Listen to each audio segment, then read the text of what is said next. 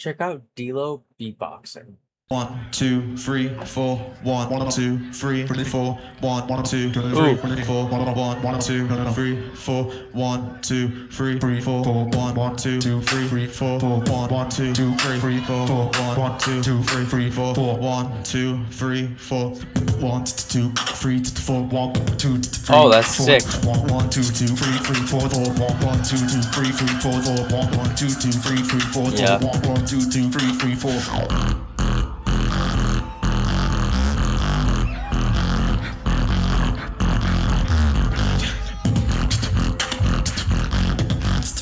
That's pretty sick, honestly. I've seen D-Lo before. I really like the way he beatboxes.